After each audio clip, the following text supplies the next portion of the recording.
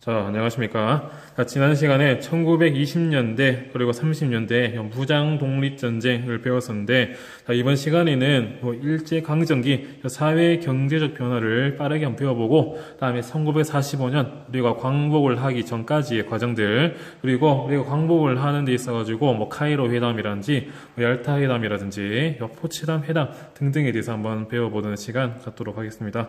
자, 먼저 일제강점기 사회 경제적 변화를 먼저 볼 건데요. 자, 페이지는 320 페이지를 먼저 펴주시면 되겠습니다. 여기서는 크게 내용은 없고요. 먼저 이 농촌진흥운동이랑 조선 농지령에 대해서 먼저 보도록 할게요. 자, 먼저 농촌진흥운동에 박스를 치고 그 밑에 있는 요 조선 농지령에 가로를 치고 한번 보도록 하겠습니다.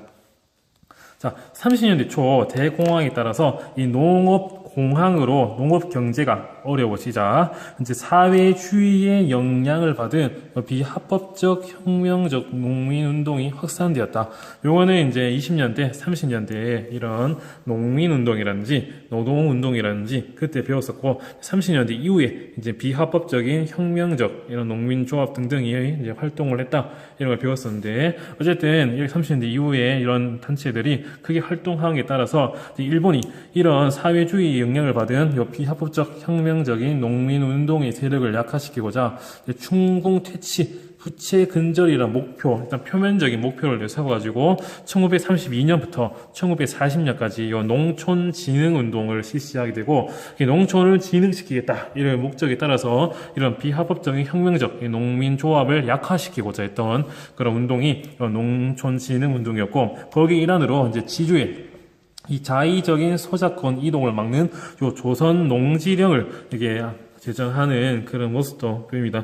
지주가 자기 마음대로 이제 소작농의 그런 소작권을 빼앗는 그런 것들을 조금은 막기 위해 이런 조선 농지령이 제정이 되었다. 이런 거 아시면 되겠습니다. 자, 그 다음 넘어가서 크게 내용은 없고, 요게 322페이지나 323페이지 있는 내용들은 우리가 그 이전 30년대 식민지 공업화 정책이라든지 거기서 배웠기 때문에 그냥 한번 읽어보시고요.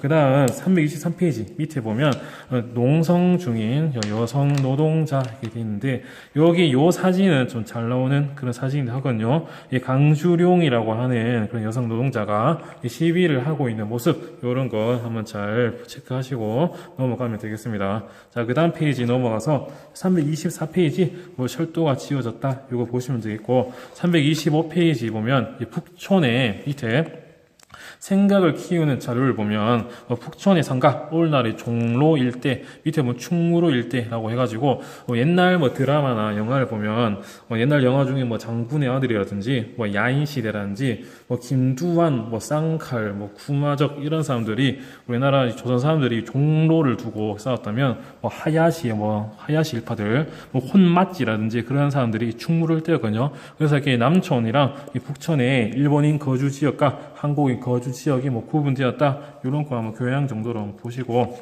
다음에 넘어가가지고 여기 보시면 326페이지에 요 조선민사령이라고 하는 그런 법이 조선민사령. 자, 1912년에 제정이 된 건데, 일본의 민법을 이제 한국인에게도 적용을 하는 겁니다. 특별한 규정이 없는 이상은 일본 민법을 그대로 우리 한국인에게 적용했던 게 1912년 요 조선 민사령이었다. 이런 것들 하시면 되겠고요. 자, 뒷장 넘어가면 이제 328페이지. 이제 문학 활동인데, 1920년대 중반에는 사회주의가 점점 확산됨에 따라 사회주의 사상을 받은 요 신경량파 문학이 등장했다. 이런 게 있었고요. 자, 그 다음에 밑에를 보면 이중섭이라는 사람이 소 같은 걸 그걸 위주로 해가지고 그림을 그렸다. 이런 것도 있으며, 자, 그 다음에 옆 페이지를 보면 329페이지입니다. 329페이지. 자, 329페이지에 36년 베를린 올림픽 대회에서 이 손기정 선수가 마라톤에서 금메달을 획득한 성과를 거두었다. 하지만 일장기를 달고 뛰었는데 이거를 우리나라 신문사가 없애버리니까 이런 사건들도 있었다. 이런 거 하시면 되겠고요. 그 다음에 좀 중요한 한 영화가 있거든요. 바로 1926년 이 나은규라고 하는 사람이 제작한 요 아리랑이라는 영화, 아리랑. 자, 아리랑인데, 요거는 이제 우리나라 민족의 비위를 담은 그런 영화이거든요. 이게 나온교라는 사람이 지어졌는데, 당시 관객들한테도 커다란 인기를 끌었다. 이런 영화들 잘 좀 보시면 되겠고요. 자, 이제 넘어가서, 이제 건국 노력과 국제사회의 움직임입니다. 자, 페이지는 332페이지. 332페이지 한번 펴주시면 되겠습니다. 자, 먼저 대한민국 임시정부의 재정비는 정정비. 우리가 지난 시간에 선생님이 요 프린트랑 같이 수업을 했었는데 거기서 요 한국독립당 여기 보면 재건 한국독립당인데 이따 한번 설명을 읽어보겠습니다. 자, 한국광복운동 단체 연합회에 여기 참가했던 김구 선생의 한국국민당, 그다음에 조소왕의 한국독립당, 지청천의 조선혁명당, 세 개의 당이 합당을 해가지고 1940년 이 한국독립당을 만들었고, 이게 이제 대한민국 임시정부의 여당으로서 대한민국 임시정부를 주도하는 그런 단체였고요. 또 중국 국민의 정부를 따라 이 충칭의 이 자리를 잡은 임시정부는 이 주석 중심의 단일 지도 체제를 마련하고요. 또 김구 선생님을 주석으로 선출을 했다. 이런 것들 잘 아시면 되겠습니다. 한국 독립당 그리고 임시정부의 재정비 과정을 봤다면 그 옆에 이제 임시정부의 산하부대였던 한국광복군은 좀 중요한 개념이기 때문에 잘 들어주면 좋겠습니다. 자, 먼저 임시정부가 이 정당으로서는 이 한국독립당, 정부는 우리 임시정부, 군대는 바로 이 한국광복군을 1940년에 이제 창설을 하게 되거든요. 이런 한국광복군에 대해서 이 창설, 그다음 밑에 활동 두 개로 나눠가지고 보도록 하겠습니다. 자, 먼저 창설인데, 먼저 이 한국광복군은 요 이 지청천을 사령관으로 하였고, 그 전 시간에 선생님이 프린트 설명했던 이 1942년 이제 화북 지방으로 많이 빠져버린 이 조선 의용대 중에 이제 남아있는 조선 의용대, 그 중에 제가 생각 설명할게요. 자, 1941년도쯤에 조선 의용대 이제 활동에 대해서 이 불만을 품은 세력들이 이 화북 지방으로 좀 빠져나가게 되거든요. 그래서 그때 남아있던 일부 조선 의용대 세력들 중에서 이 김원봉이 이끄는 세력들이 한국광복군 임시정부에 같이 합류를 하는 그런 모습도 있고, 그다음에 중국 국민당의 원조를 받아가지고 한국광복군 행동중승국에 항의해서 중국 군사위원회에 간섭을 받았다. 하지만 43년부터 이제 좀 독자적인 이런 군사 활동을 했다. 이런 한국광복군의 활동들 좀 아시면 되겠고요. 자, 이제 이 활동이 중요하거든요. 자, 활동은 색깔 좀 다른 걸로 해가지고 줄을 한번 쳐볼게요. 자, 1941년 일제가 이제 태평양 전쟁을 일으키게 되거든요. 진주만으로 날아가가지고 완전 박살을 낸다. 미국의 이런 선박이라든지 군함이라든지 이에 따라서 이제 태평양 전쟁을 일으키게 되는데, 이때 우리나라 임시정부가 이제 대일 선전포고를 이제 발표하는 대일 선전포고, 우리 이제 일본 우리와 싸워보자 하면서 대일 선전포고를 이제 발표하게 되고, 다음에 영국군과 함께 영국군의 요청에 따라서 미얀마 인도 전선에 대한 공작대를 파견하면서 포로 신문이라든지 정보 수집이라든지 이런 선전 활동 등을 감당했고, 그다음에 중국에 주둔하고 있었던 미국 전략정보국 OSS와 합작을 해가지고 함께 훈련에 참여했다. 이런 게 있었으며, 다음 네 번째가 국내 정진군을 조직해서 정진군, 국내로 이제 나아가서 이제 공격을 하는 국내 정진군을 조직하고, 이제 45년 8월 20일 국내 진공 작전을 이제 계획하는 그런 모습도 있거든요. 하지만 8월 15일 일본이 항복을 하면서 이 계획은 실현되지는 못했다. 이런 내용이 또 들어가 있습니다. 자, 오른쪽 위에 한국광복군 행동중순 국외항이 있는데 밑에 보면 세 번째 항. 자, 중국 군사위원회에서 한국광복군을 원조하였다. 한국이 활동을 하여서 우리 군 사령관의 절제를 받아야 한다 하면서 여기 보면 나와 있듯이 중국 군사위원회의 간섭을 받았다. 이런 내용이 이 한국광복군 행동중승 국외항 일부 요약된 것에 들어가 있다. 이것도 확인하시고요. 자, 밑에 이제 자료에 대한민국 임시정부의 대일 선전포고가 있거든요. 요거는 각자 한번 읽어보시기를 바라겠습니다. 자, 뒷장 넘어가서 이제 334페이지, 이제 국외, 이제 건국 준비 활동입니다. 국외. 자, 요거는 대한민국 임시정부로 먼저 하나 나눠보고요. 자, 두 번째가 조선 독립동맹 조선 독립동맹. 다음에 세 번째가 여운형의 조선 건국동맹입니다. 조선 건국동맹. 요 세 개의 단체를 중심으로 해가지고 한번 보도록 하겠습니다. 자, 먼저 국외 건국준비 활동 중에 대한민국 임시정부 앞에 같이 이어가지고 해볼게요. 자, 이들 임시정부는 1941년 11월에 이제 대한민국 건국 강령을 이제 발표를 하고 이제 일제로부터 독립을 달성한 후에 세우고자 한 나라의 모습을 그래서 담고 있다. 근데 이 건국 강령을 보면 이 한국 독립당의 이념이기도 했던 이 조소왕 선생의 요 삼균주의의 기초를 이제 하고 있다 되어 있거든요.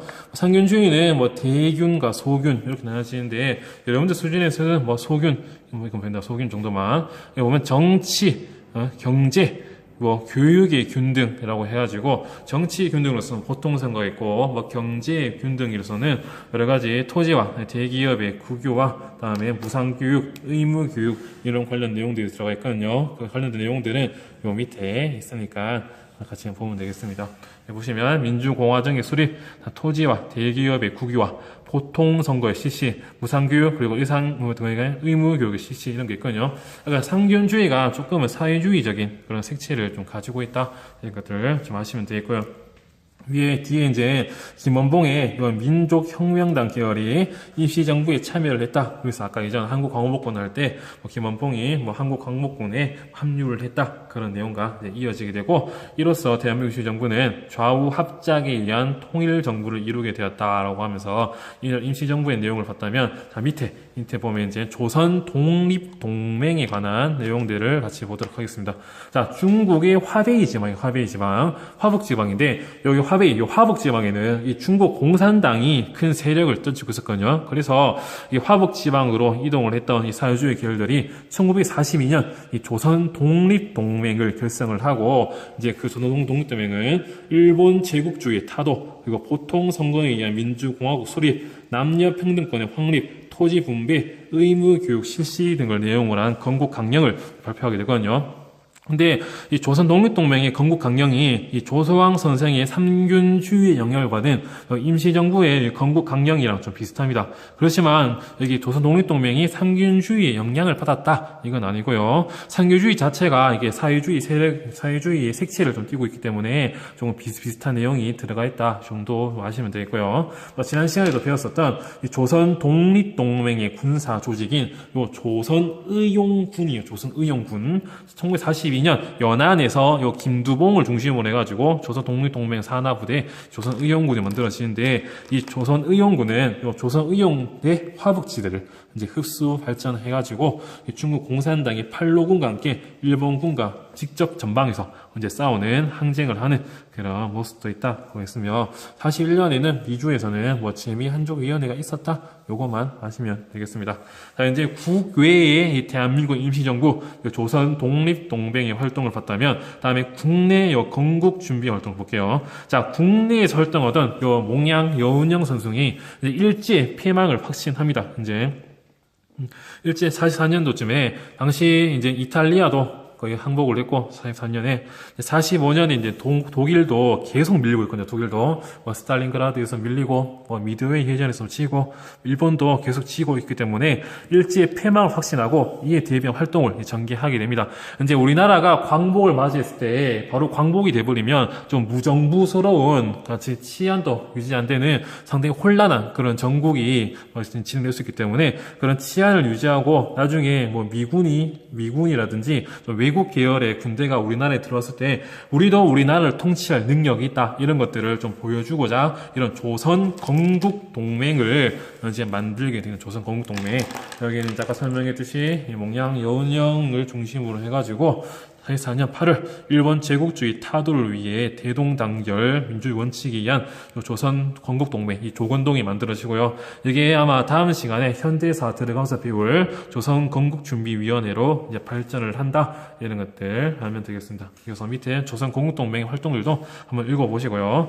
탕고에 보면 새로운 나라를 구상하다 여기서 보면 대한민국 임시정부의 건국 강령이 있고요. 조선 독립동맹의 강령이 있고 조선 건국동맹 독립동맹 강령이 있거든요. 각각 강령들의 이런 내용들 한번 눈에 익어 두시기 바라는데, 이 조선 독립동맹이랑 이 대한민국 임시정부의 공무 관계를 보면 상당히 좀 내용이 비슷한 내용이 있거든요. 그렇기 때문에 조금은 이 문장 하나하나 한번 차이점을 한번 보면서 좀 알아두시면 되겠습니다.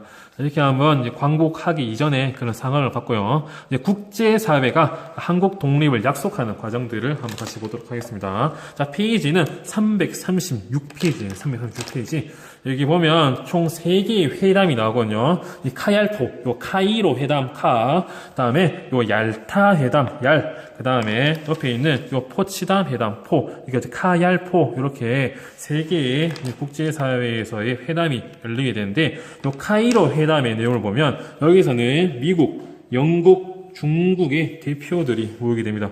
미국에는 루스벨트, 그다음에 영국에는 처칠, 그다음에 중국에는 장제스 이렇게 모여가지고 처음으로 한국의 독립 문제를 논의한 내용으로 그 안의 내용을 보면 한국민의 노예 상태에 유의하여 적당한 시기에 한국인이 자유롭게 되고 독립될 것을 결의한다. 이런 내용이 담겨져 있는 게 여기 카이로 회담이거든요. 그에 관한 비하인드 스토리들은 여기 밑에 있기 때문에 각자 읽어보시길 바라겠고, 밑에 보면 이제 얄타 회담. 자, 이제 이탈리아가 항복을 하고 이제 독일이 이제 패전하기 일복 직전이야. 여기서 보면 45년 2월에 미국, 영국, 소련 등 3국 순회들이 모이게 됩니다. 미국에서는 루즈벨트 대통령, 영국에서는 처칠, 소련에서는 스탈린 3명이 모여가지고 전후 독일 문제, 전쟁이 끝나고 난 다음에 이 독일을 어떻게 처리할 것이냐, 그리고 소련이 이제 일본과의 전투를 위해 참전을 하는 것을 논의를 하게 되는 그런 내용이 있고, 다음에 우리나라에 대해서 신탁 통치가 제한되는 그런 것도 있으며, 38도선이 분할될 것도 여기서 내용이 이제 나오게 됩니다.